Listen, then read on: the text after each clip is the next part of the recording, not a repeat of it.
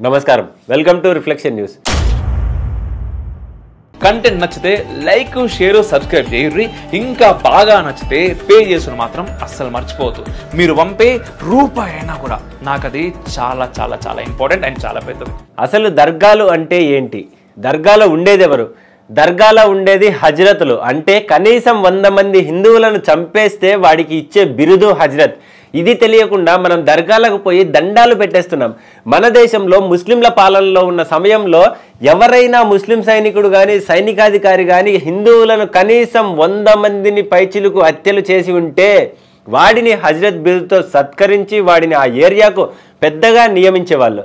హజ్రత్ సయ్యద్, హజ్రత్ హుస్సేని ఆలం, హజ్రత్ అలీ ఖాన్, ఇలా దర్గాలకు పేర్లుంటాయి. ఈ హజ్రత్లు స్థానిక హిందూ యువతులపై విచ్చలవిడిగా అత్యాచారాలకు పాల్పడేవాళ్ళు. చిన్న చిన్న ఆడపిల్లల్ని ఇంట్లోకి దూరి కుటుంబ సభ్యుల ముందే ఎత్తుకుపోయేవారు. అందుకే హిందువులు బాల్య వివాహాలు మొదలుపెట్టారు. వితంతువులు సతీ సహగమనం చేసేవారు. కానీ మన చరిత్ర పుస్తకాలలో బాల్య వివాహాలు ఇంకా సతీ సహగమనం దురాచారాలు అని చెప్పారు. కానీ అలా ఎందుకు చేయాల్సి వచ్చిందో ఆ పరిస్థితిని చెప్పలేదు. మరి బురకా కప్పుకోవడం మతాచారం ఎందుకైంది? దురాచారం ఎందుకు కాలేదు? నలుగురికి పెళ్లి చేసుకోవడం, నలుగురిని కనడం ఎందుకు దురాచారం కాలేదు? మన చరిత్ర పుస్తకాలను రాసిన వారు కూడా ముస్లింలే. కావాలంటే గూగుల్లో who is first Indian education minister అని టైప్ చేసి సెర్చ్ చేయండి.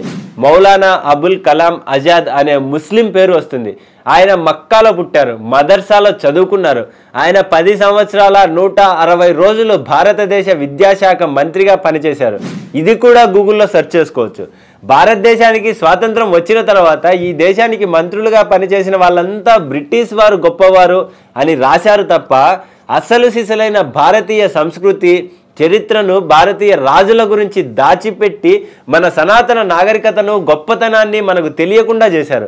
మన సనాతన ధర్మం ఎలా అణచబడిందో ఓ ఉదాహరణ చెప్తాను, వినండి. వేములవాడ రాజన్న దేవాలయం తెలంగాణలో తెలియని వాళ్ళు ఉండరు. ముస్లింలు పరిపాలిస్తున్న సమయంలో వేములవాడ దేవాలయానికి హజ్రత్ సయ్యద్ ఖాజా అనేవాడు కాపలాదారుగా ఉండేవాడు. శివరాత్రి రోజున వేములవాడలో పూజలు జరుగుతున్న సమయంలో శివలింగంపై మూత్ర విసర్జన చేశాడు. అది చూసిన భక్తులు ఆగ్రహించి వాడిని కొట్టి చంపేశారు. వాడిని చంపేసిన 2 రోజుల తర్వాత విషయం తెలిసిన ముస్లిం తహసీల్దారు వేములవాడకు వచ్చి అతడి శవాన్ని అక్కడే పూడ్చిపెట్టి దాన్ని దర్గాగా ప్రకటించాడు.